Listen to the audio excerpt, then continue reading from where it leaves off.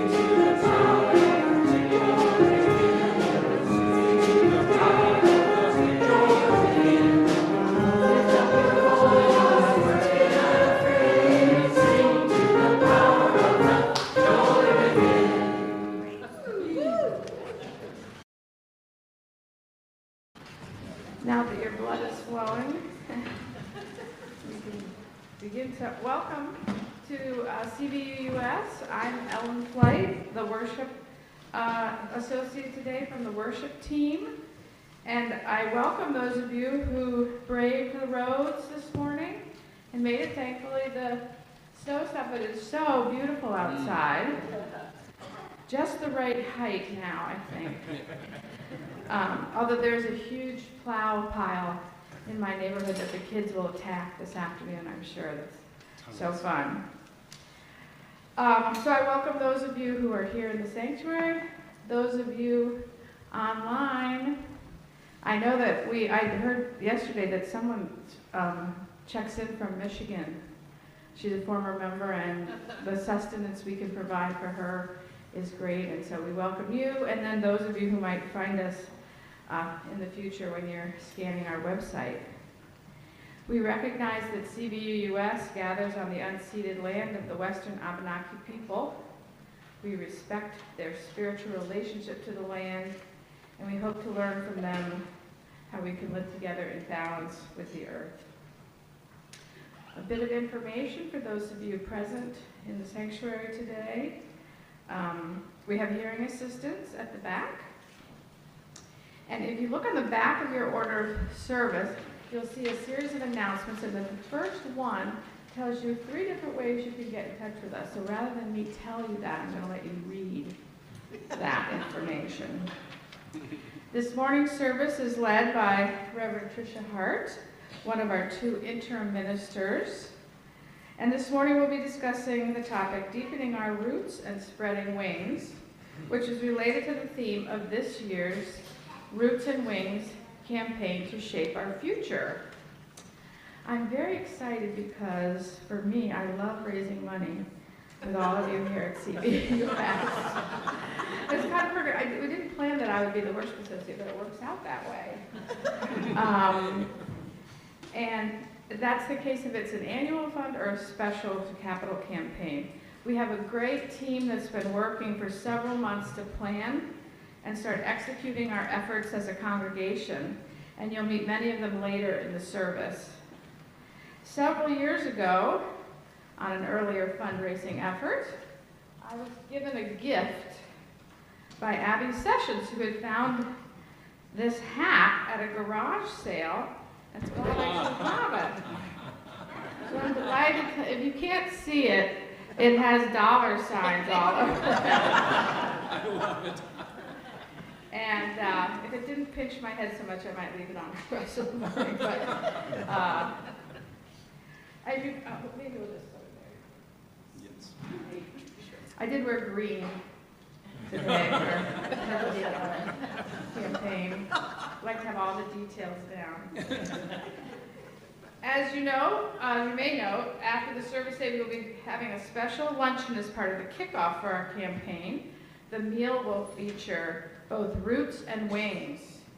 The root vegetable dishes that some of you have prepared, along with carrot cake, root beer, and turkey wings from Stonewood Farm, prepared by Alan Moore, our local turkey farm. So you know, at your simple party, you'll have those little teeny ones. You'll have to nibble, but we have nice big turkey wings. So all are welcome, and we look forward to the time of fellowship downstairs following the service. Now, before I start, I have a special announcement, and I wonder if any of you can tell me what these items have in common. This is a fuzzy, pink, and most comfortable. Yes, back there. Say what?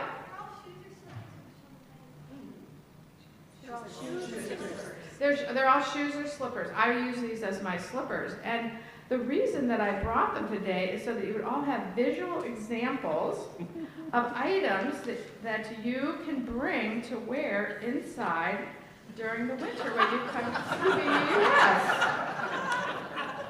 This will help preserve our beautiful floors, which, by the way, were made possible by a special fundraising effort as we completed construction of this building. There are plenty of boot trays in our cloakroom for your outdoor shoes, as well as extra carpeting in the entry so you can stamp the snow and sand, which is really the culprit, the sand, off your boots. Some towels were brought to wipe off your shoes, or maybe after the service, if today, when you sort of get a bye today, because I make an announcement now, but if you can kind of wipe up the floor around your area if you left a little puddle. We want to thank the group of folks who helped clean the floors and stairs after a large event that was held last week when lots of debris was brought in with them. So when we work together and remember to bring our indoor footwear and remind our guests to stamp off their outdoor footwear, we all help to preserve the beautiful floors which we have carefully invested in over the years. This is a place of increasingly valued by the wider community as a meeting and performance space. And in fact, in preparing for the capital campaign, you'll get this, this is just a little teaser, you're gonna get this very cool brochure. 44 individual organizations used our space in 2024 alone. So we are out there, and our CVUUS is a place increasingly valued by the wider community. And they choose to meet here to help us, it helps us further our values out in the world.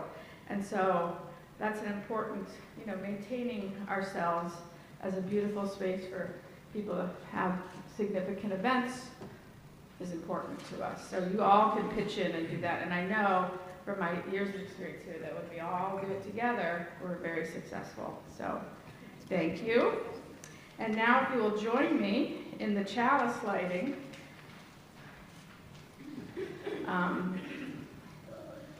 Which is in the order of service and on the screen. Thank you, Katie. We light this chalice to kindle a flame warm as a reminder of the connection that draws us in to a community that opens us up.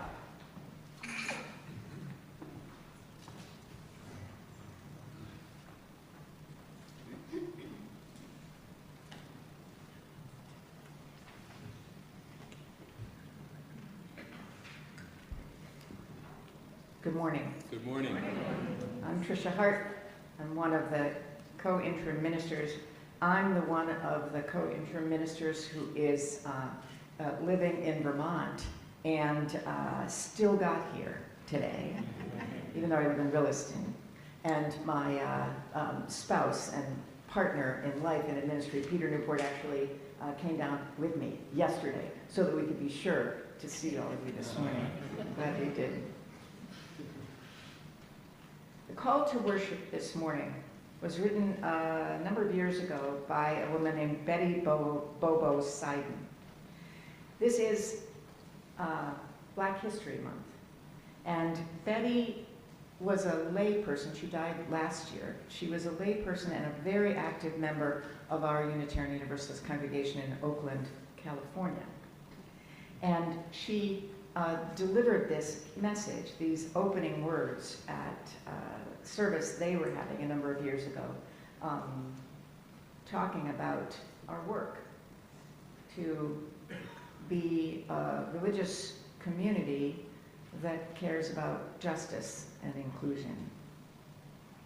And she called it What We've Started. We are here today because we want our religious journey to include more than one holy land, more than one vision, more than one scripture. We sing praises in many styles and in many languages. We make a joyful noise unto whomever nourishes and sustains all life. When we look around us here today, we see the beauty of diversity, people of various sizes and shapes, heads of different colors and textures. We see an age span of several generations. We are aware of personality differences, of differences in perspective, of ancestors who represent every continent in the world. Come, let us celebrate our diversity. Come, let us worship together. Our opening hymn today is a song that I think a number of you know. It's called Spirit of Life. Actually, I would like, well, all right, put your hand up if you know Spirit of Life. Leave your hand up if you know all the words and you don't even need to look in the hymnal. Oh, okay, not everybody. Please be willing to put your hand up if you actually don't know this song. Thank you. Thank you. It is part of our diversity. And it's important not to assume that everybody already knows all the things that we know. Spirit of Life was written about 50 years ago by a remarkable woman named Carolyn McDade.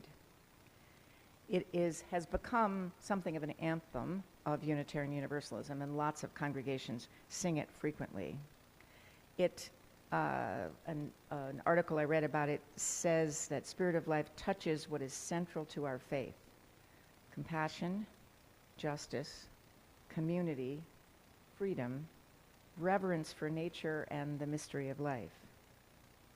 So we can find this hymn finds common ground held by humanists and theists, pagans and Christians, Buddhists and Jews, gay and straight and trans among us. Carolyn McDade is not, and never has been, a Unitarian Universalist. She doesn't really like churches all that much. But she's been an activist since young adulthood and likes groups of people, especially groups of women who sing together. She's been involved in movements since the 1960s and 70s and since then. And she has told the story of how she wrote Spirit of Life. That story exists in many different forms, but the one that she apparently told is the one that I believe. She came home in the early 1980s. She'd been at a meeting at a college, maybe. She thinks that it was perhaps a meeting about Central American solidarity. She was exhausted. She walked into her house. She didn't turn any lights on. She found her piano in the dark and sat down and played this prayer, which is the song that has come down to us. And she says that the most important thing that she was praying in this song was, may I not drop out. May I find the strength to continue in faith. So I would invite you to sing Spirit of Life, rising in body or spirit, perhaps in that same prayerful message.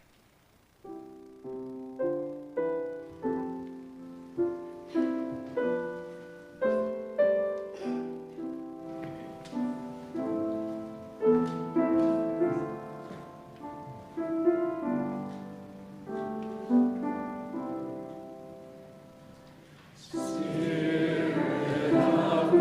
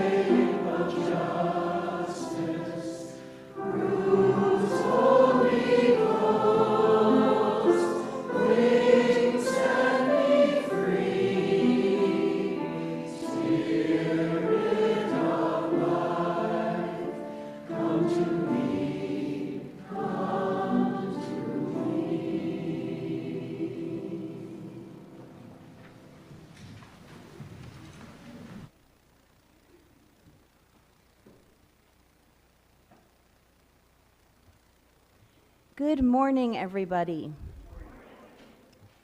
I am Julia Santerre. I am your acting RE coordinator, and I have another book to share today. But before I do that, I thought with our Roots and Rings campaign, I would invite all of you to do the words that we do each Sunday when we start with RE with the kids. So I'm going to invite any children who want to come up in front of me here so you can help teach everybody the hand motions that we do. I know some of you know, but it's good to have a refresher. All right, got some volunteers. You guys can just come right up here. Come right up front. Come right up front where they can see you. Okay. So, okay, so we're going to do it with you. If you know it, you can do it with us. But we'll do it once, and then we'll all do it together. Okay, you ready? We are Unitarian Universalists. We are a church of open minds, loving hearts, and helping hands. Okay, now everybody together. The words may or may not be on the screen, but we can do it. Okay, ready? We are Unitarian Universalists. We are a church of open minds, loving hearts, and helping hands. And thank you to my helpers. Okay. The book I have for you today is kind of Valentine's themed, but also I'm wondering if you can think to yourself while I'm reading it why I might have thought this was a good choice for a Unitarian Universalist service. Okay. It is called Plant a Kiss, and it is by Amy Krause Rosenthal and illustrated by Peter H. Reynolds. It goes like this. Little Miss planted a kiss. Planted a kiss. Planted a kiss. Sunshine, water, greet. Repeat. Wait and wait. Getting late. Doubt. Pout. Sprout. Shout, shout. Gather about. Wow, how? What now? Stare and stare.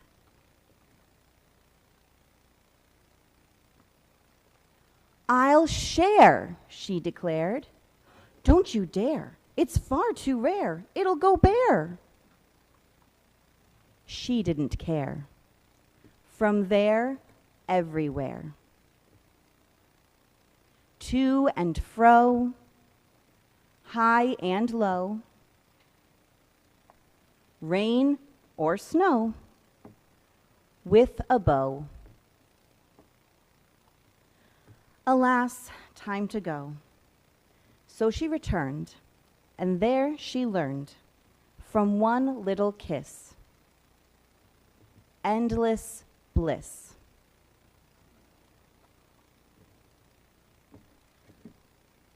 I wonder what we are going to plant and grow as a congregation together.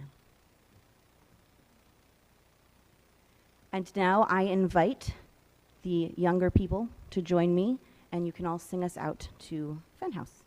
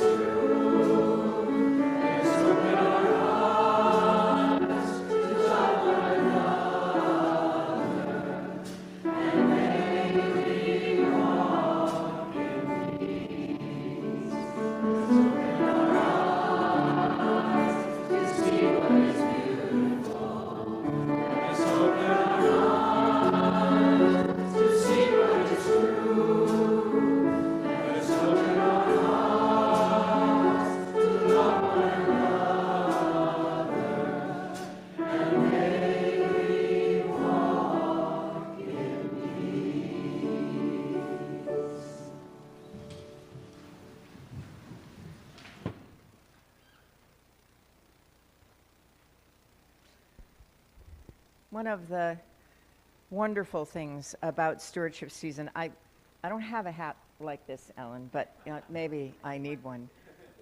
One of the wonderful things is the tradition of asking different members of the congregation to speak, to deliver a testimonial, to talk about why a particular congregation matters to them and why they think that we should all support the capital campaign, the campaign that's coming up. So Hannah Sessions has just, you probably didn't notice her, coming up the ramp here. She's very petite and very subtle, and it's some of what I love about you, Hannah.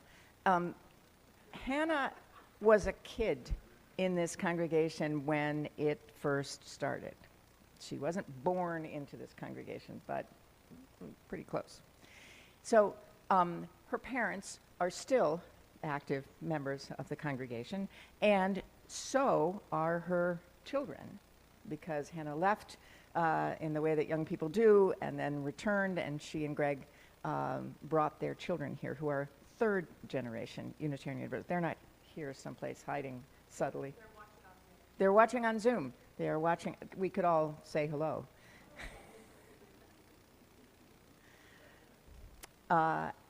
We asked Hannah to do the first of these testimonials during this campaign, in part because she's currently the president of the congregation, and I'm not sure whether I've told you this, but I worked on my first capital campaign in a congregation where I had just been elected president, so I kind of understand that role, and I am delighted and grateful to you for your words today.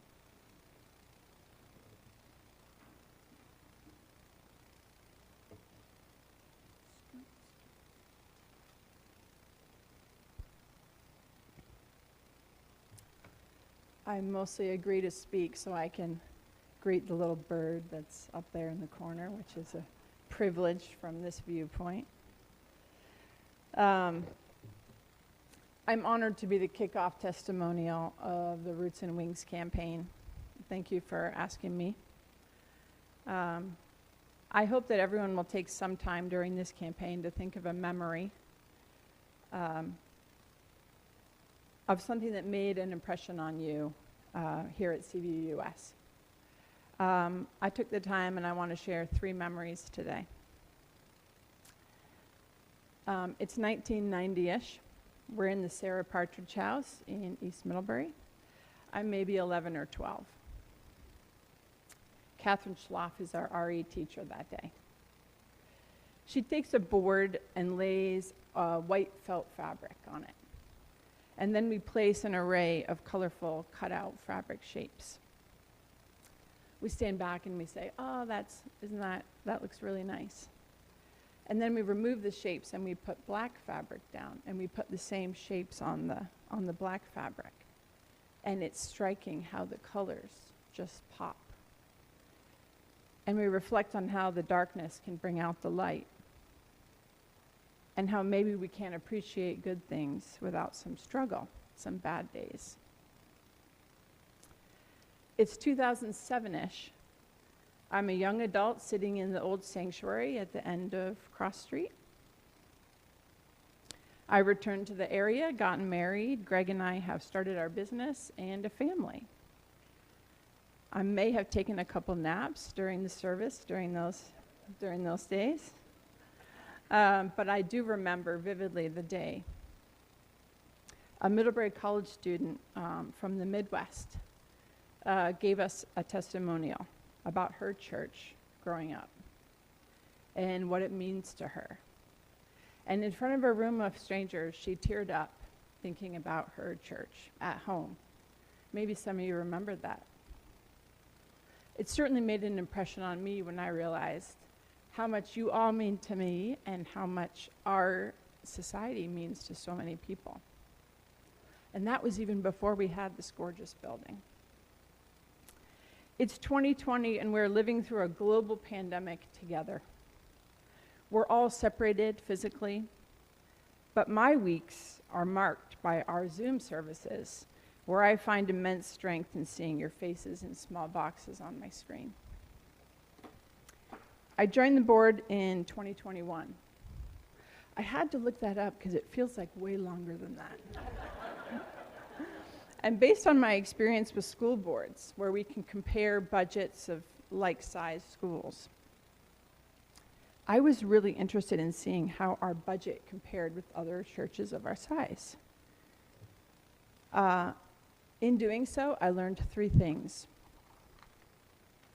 Number one, we're a very young congregation. At that point, we didn't have an endowment fund, but we do have one now.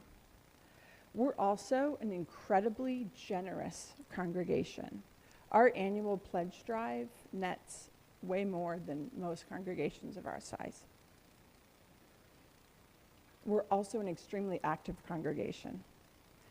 The third thing I noticed is that no other congregation had, again, because we're so young, such a large portion of their budget going towards a mortgage payment.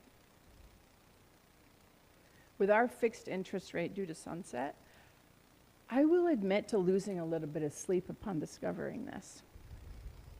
I stand here as the first of the next generation of CVUUS. Can you see it on my shoulders? I want us to thrive going forward. It's an exciting and a daunting time.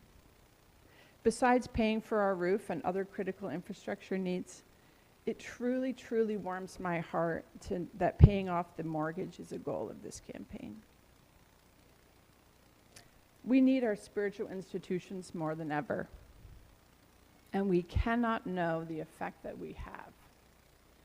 Like our Midwestern friend whose heartstrings were tethered to her church, so do we have people all over the county, the state, the country, who think of us in happy and, more importantly, in really hard times.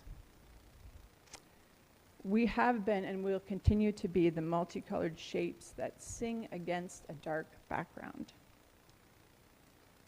Greg and I made a plan of giving what we can towards this campaign for the next 3 years.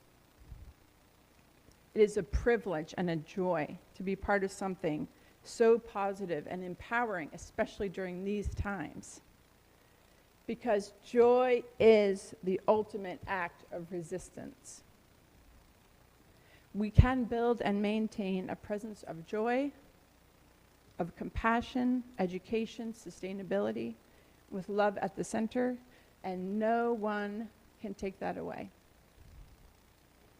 Thank you all for all that you are doing and for supporting this Roots and Wings campaign. And now, we will pass our weekly basket to share our weekly offering with our friends and neighbors at Turning Point of Addison County. And now I will remember to pull the step out for less altitudinally accomplished folks. Thank you, everyone.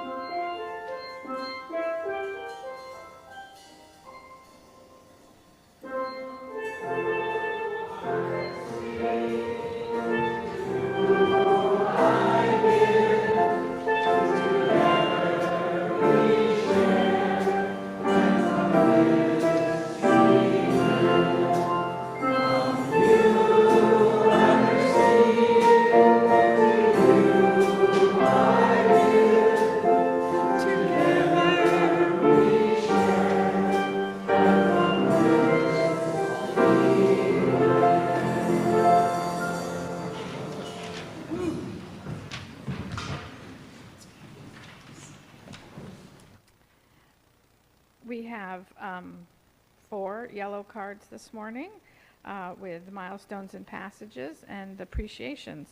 And the first one from Ravel is blessings and thanks to Bob House for snow blowing and Carol Harden for snow shoveling. They could just wave so we can thank them properly.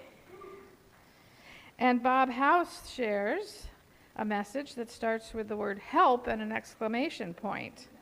We are looking for a few handy people to help with Fenn Chapel renovations. Thursday, 2:20. He was a doctor. It's hard to read his writing. Through Friday, see Bob House. So Bob, you need to, he's sitting back there. That's who you're going to see if you're a handy person. And Elio says, we are hosting a fabulous Know Your Rights and Migrant Justice Solidarity training on the 22nd. Please talk to Elio. There they are. About it. Scary things are happening and we are not powerless.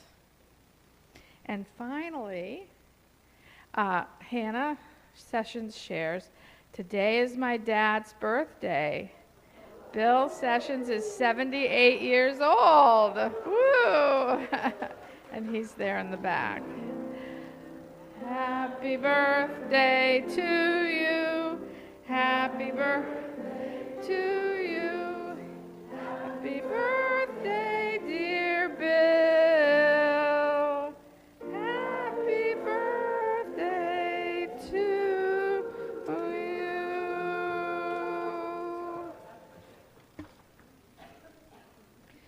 Okay.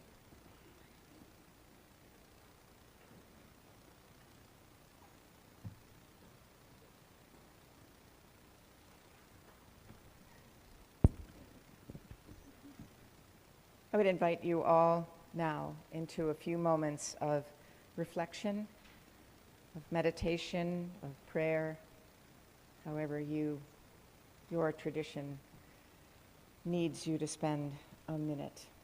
First in spoken words, and then in some shared silence. This meditation was written by a man I know, have worked with at the UUA, who is the father of two adopted boys, he and his husband. And one of these little boys is Latino. And he was scared this week to go out to the bus stop by himself, to wait for the bus to go to school. My friend's name is Brent, and he was moved to try to find words, which he did, for all of us, for him and his son, and for all of us in this time when we're scared sometimes and need comfort. Brent writes, may we find comfort in community, work in all the small and large ways we can to stop the destruction ravaging our world, and prepare for the possibilities when we can build a better one together. Let us not flee from grief, but allow our hearts to be broken open again and again, grieving for all that has already been lost and all that is threatened now. Spirit of transformation, may our hearts break open and stretch out to join with the hearts of others who yearn for a freer world. Each heart, a building block of a better society. Each life lived for hope and resistance, a prayer for a nobler world. Let us rest for a moment in the silence.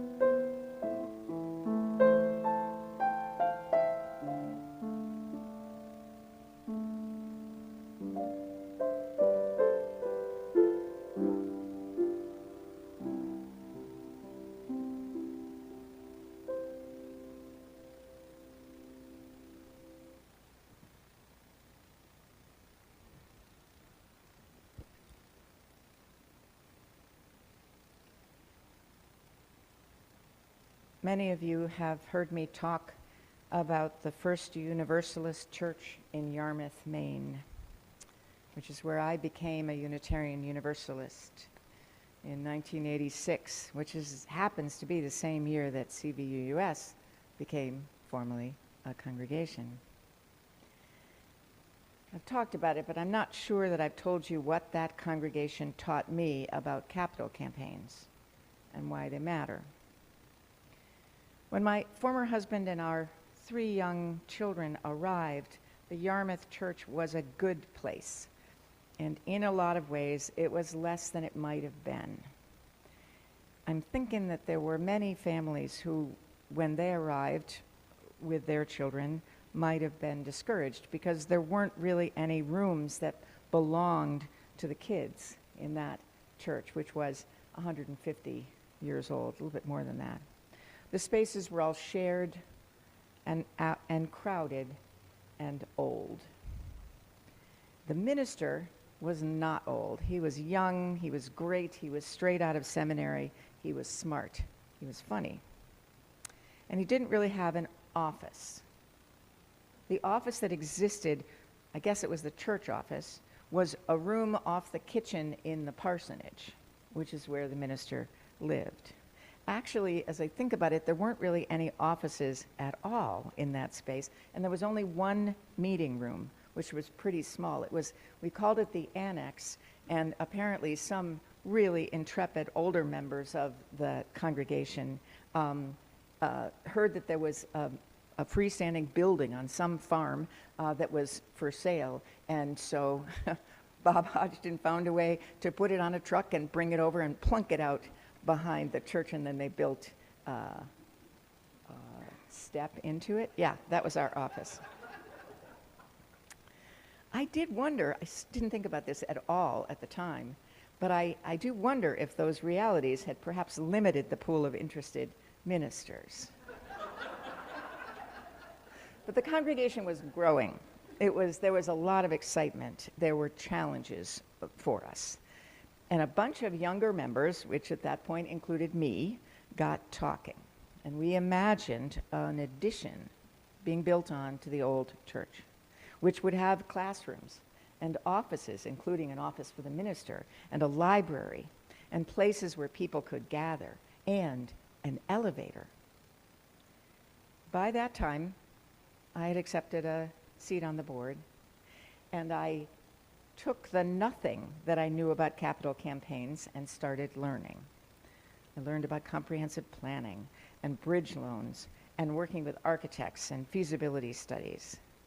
We, those of us who were self-appointed committee to plan this whole thing, we figured that the project was a no-brainer. This is neat to let you know that that is my least favorite expression in the world, no-brainer, because it implies that there's nothing that we don't yet know, and there's always stuff we don't yet know. We had contracted with a consultant, a UUA consultant, who did a financial feasibility study, another thing that I didn't know anything about. So we knew, or we thought we knew, how much money our congregation could probably raise to build this addition, and all we needed was to ask people to give it. And then in the midst of all of this excitement and activity, one Sunday morning, the old church building gave us a message. We walked in, I don't remember what season it was.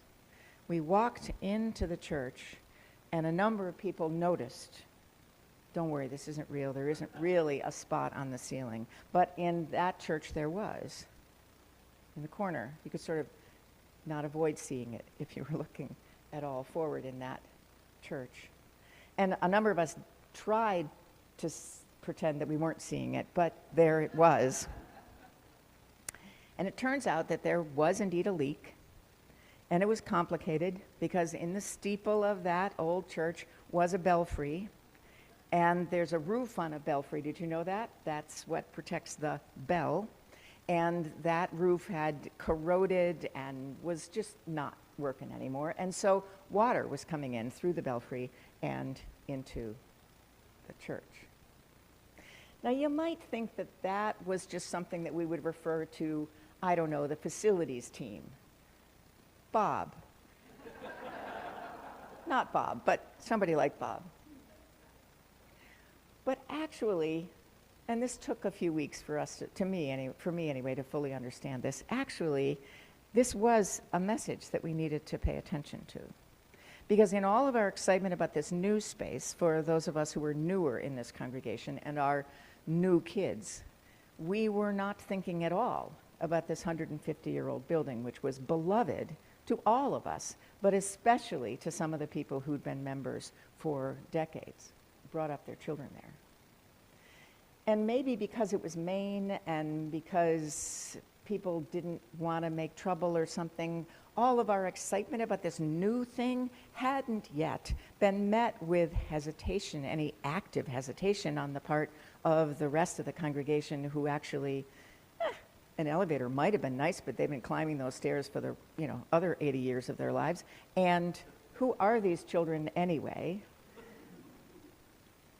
And what we realized, and this was a very good thing, what we realized is that the only way that we could succeed in this big project that we'd been imagining is if we found ways to actually include everybody and the whole building in our planning.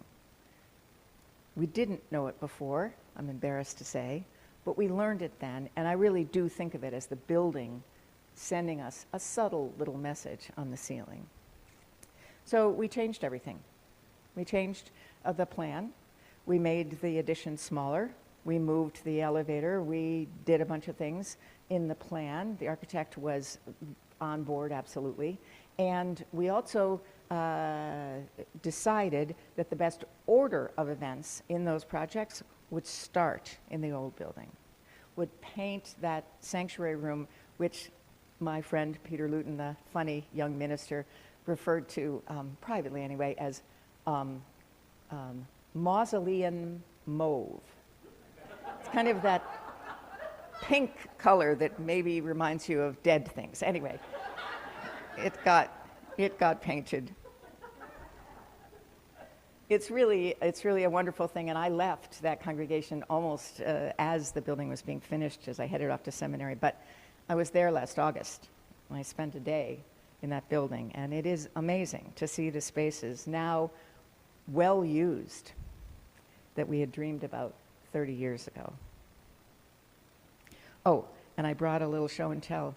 So those of us who were part of that effort got little wooden blocks at the end of the campaign and a little, thank you thing on the plaque, and then miniature tools. I don't know where my wooden block is, and I don't have the plaque anymore, but I still have the miniature wrench, pliers that I have, yes.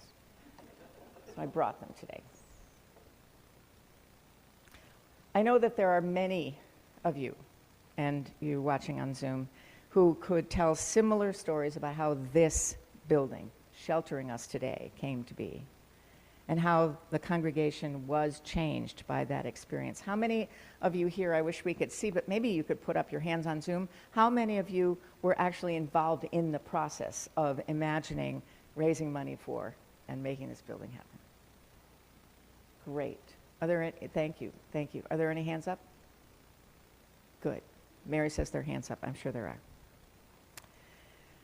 My ministry over the last 28 years has been almost exclusively with congregations like CVUUS who are in transition between settled ministers. At times when people think about how their congregation got to where it is now, times when people dream about what might be in the future, and times like these, when people worry about the future, and how their congregation might meet the needs of parents and kids and young adults and older people, strangers and friends who need community. To try to figure out what new ways there might be to help all kinds of people when it's hard to even see exactly how we'll survive. When our prayers sometimes come down to Carolyn McDade's line, "May I not drop out." So challenges and opportunities and urgent needs during those times of transition are always plentiful. The question is, which are really essential now? it is actually very hard to predict what is most essential to the people of a congregation. Hard even for board members and transitional ministers and consultants who supposedly know a whole lot about all of this. It matters because the people, you, are the ones who can make all of it true. So you need to say what that might be. The work of preparing for a capital campaign is to ask the people of the congregation and maybe even of the larger community what they think, and then listen well for their answers. And sometimes you need to listen to the buildings too. That's what the Roots and Wings team members have been doing for the last several months. You're going to meet several of them in a few minutes, but just so that you know who they all are, this team has been led by Steve Meyer and Heidi Sulis, who are working with John Barstow and Mary Conlon. And my gosh, you are in alphabetical, or aren't you? I don't even have to read.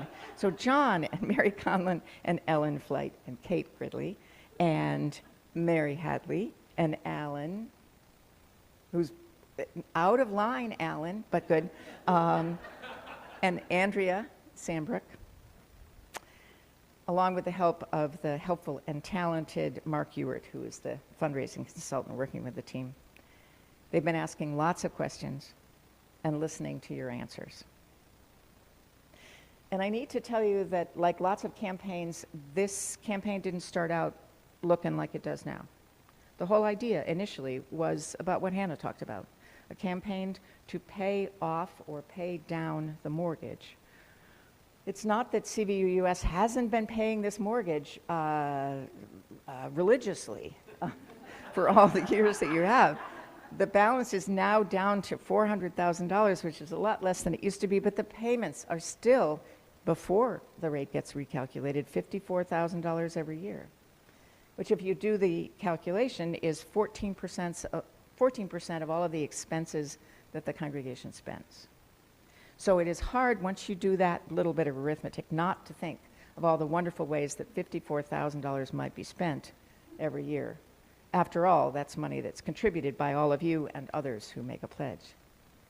So some people wondered if paying off the mortgage, or at least paying it down, was a great idea. Others were not so sure. And once those conversations started, it turns out that there were a bunch of other great ideas too. Some, for sure, are lessons that the buildings are teaching all of you. The roof needs to be replaced. We know that. Heat pumps, what a great idea. Actually, you are being warmed today by the heat pumps that you all approved raising money to make happen. You voted at the congregational meeting to approve fundraising for the roof as well. But it turns out that those two projects, in fact, are not the only ones. The facilities team has a whole list of really important things that need to be fixed or replaced or improved in this building and in Fenn House, as you were just hearing, including fixing the floor. In Fenn Chapel, which is where the children gather every Sunday, and other groups during the week.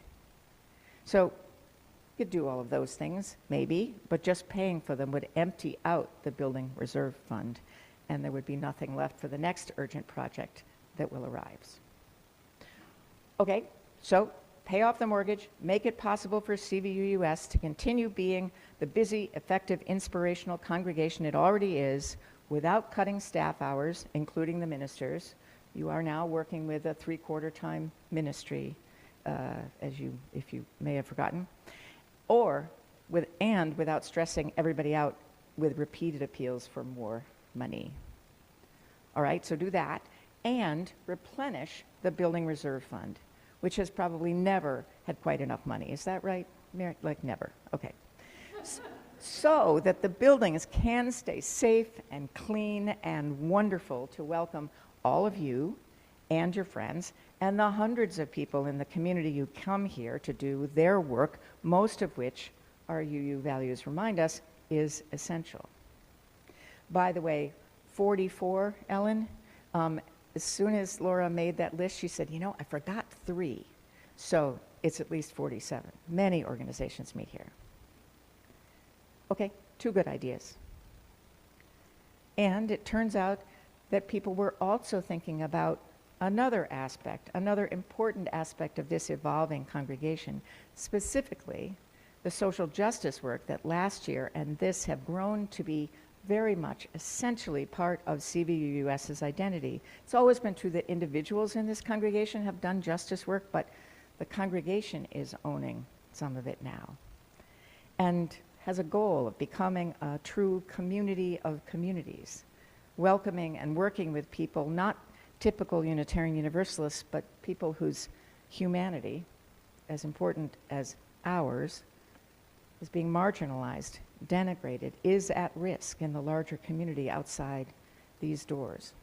I'll just say that two programs that started this year as part of Tom Morgan's community ministry is the Queerly Beloved group that meets on Thursdays that we are raising money for this month, and even newer than that, foster family circles to give some support to those people, foster parents, and kids, foster kids, who don't necessarily have a way to get to know and support each other.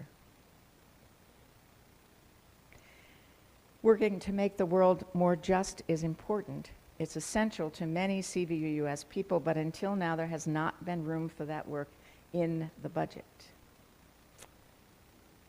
So putting it into the plan of the church is not only a way of living our Unitarian Universalist values out loud, but it's important to the world, and not to mention restorative to our spirits. So 3 things to raise money for. The third, which is not just social justice, but has the wonderfully inspiring title of Seeding Strategic Initiatives for ideas that come up, which are not in the budget, which are important, which can't wait. So 3 parts: paying off the mortgage, making sure there's enough money to keep the buildings solid, and creating a fund which could fund new things. Here's a quote from the beautiful book that Ellen flashed that some of you have seen, but many of you are going to see soon, that the Roots and Wings team has created.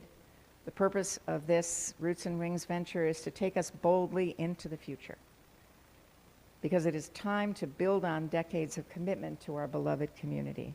Securing our roots is about strengthening our financial health in order to support the people and programs that can allow CVUUS to spread our wings into the future.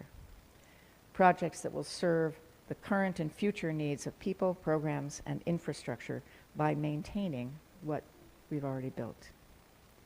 So the cool idea is to boldly and efficiently run 2 campaigns simultaneously. One is the annual stewardship campaign, asking people to make a pledge to support the operating budget in the coming year, which starts July 1, and a second financial commitment for the Capital Roots and Wings project to fully maintain and sustain and improve the facilities, to replenish the building reserve, and establish a strategic initiatives fund.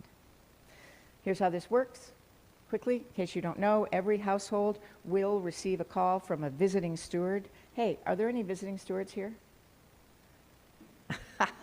So you might want to turn around and look at all the hands. There are 21 of them. Thank you all for doing that. You're going to get a call, if you're not a visiting steward yourself, you're going to get a call from a visiting steward to make a date for a conversation to talk about what inspires you here, and to talk about this campaign, and invite you to do 2 things at that conversation: to make a pledge for next year's budget and a financial commitment to support the building's financial health and energy.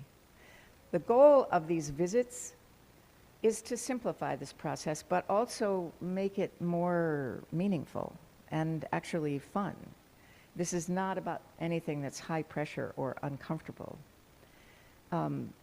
There was a workshop that Mark Ewert ran a couple of weekends ago, and what the visiting stewards learned was how this whole process works, and then they were sent off to practice on each other. So that's what has been happening the last couple of weeks. It's going really well. All the visiting stewards, 21 of them, have completed their pledges to next year's budget, having been asked by somebody else.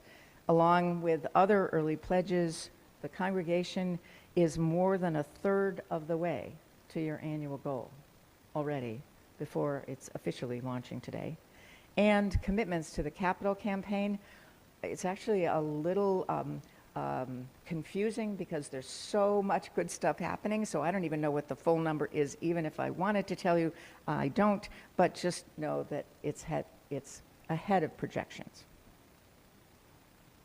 You'll be hearing more every week for the next month, and the idea is to have it all done in a month. Christina is coming back from her time away, and she gets to be here on March 9th, having not been here today, and when the wonderful and happy conclusion is going to happen. So I know that you're all planning on staying to the Roots and Wings lunch today, and I don't know what's happening on March 9th, but we'll be doing something, right, Alan? Right? Oh, there'll be a party. All right. Put it on your calendar. I want you to finish this up, I want you to meet this committee that has been working so hard and that represents you. And I would invite Heidi Sulis up.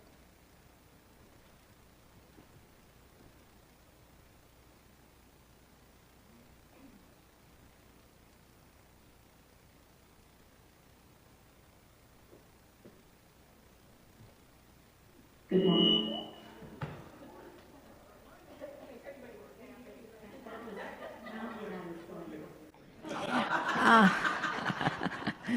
Good morning. Before launching into what I want to say, Ellen, I apologize for wearing these boots. It won't happen again. And I want to just acknowledge Steve, who I believe is joining via Zoom. Steve Mayer has been the co-chair of this committee and is so deeply committed to this work. Please imagine him standing up here with us this morning. So I just want to say that as our team and a group of visiting stewards, we take this work very seriously. We are trying to have fun, but we understand both on a one-to-one basis as we call and ask to meet with you, and also in relationship to the congregation as a whole, that it's a privilege to walk into your home or invite you into our home and have these sensitive conversations that we will keep in confidence. So we thought it only appropriate to pledge our commitment and our integrity to this process through a covenant that we wrote. So it starts. What we know. The existence and health of our congregation depends solely on the generosity of congregants. Both generosity of time and treasure are necessary. Neither alone is sufficient. John. Thank you, Heidi. I can't resist just pointing out that Reverend Tricia is also a member of this team, a very active one. What we also know, the making and honoring of financial commitments is an expectation of membership. We each bring different hopes, fears, dreams, and values related to money. We also bring different levels of commitment and financial resources. These often change over time. Mary.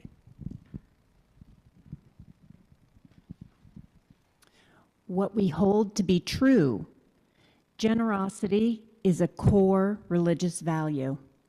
We need to be able to receive graciously and to give generously to fully experience life's gifts. Ellen.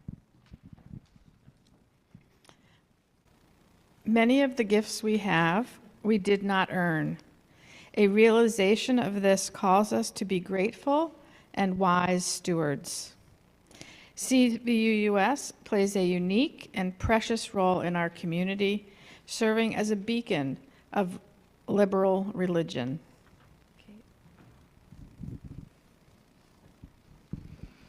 We, the visiting stewards of the Roots and Wings campaign, promise to only ask of others what we ourselves are willing to do. To create different ways for you to make known your annual financial commitment, such as one-on-one conversations, by mail, over the phone, or online. Mary H. will speak from the back. We also promised to hold your pledge in strict confidence unless you wish to have it revealed to the larger community, to listen to your concerns and answer your questions with open hearts and minds. Alan. We ask the members and friends of CVUUS to promise to enter into the spirit of stewardship with us and to be willing to grow with us in generosity in all of its forms, to make financial commitments in the timeframes announced. Andrea.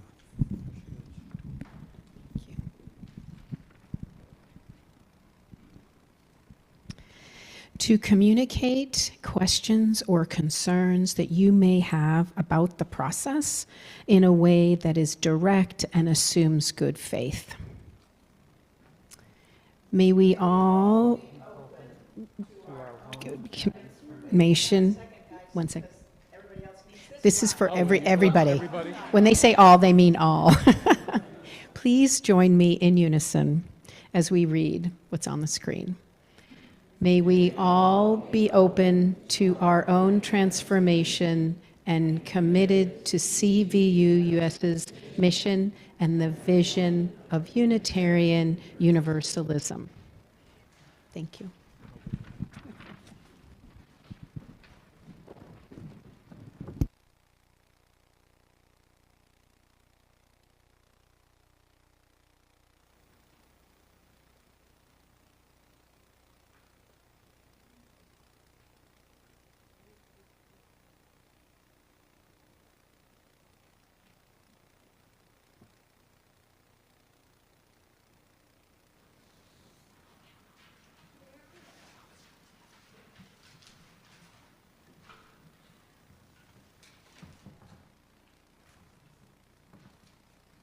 I think this title is perfect. All the things you are.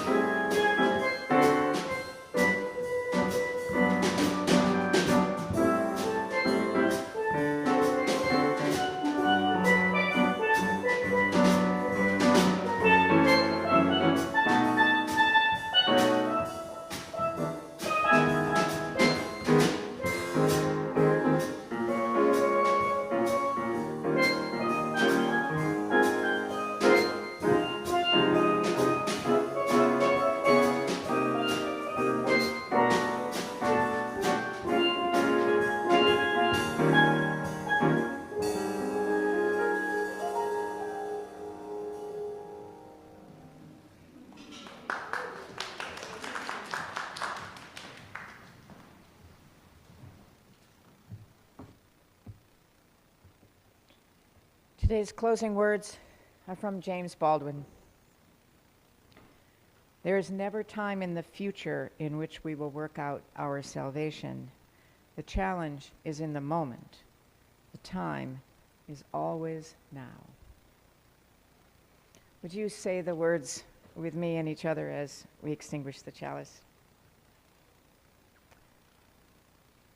We extinguish this flame, remembering always to keep love at the center. Thank you.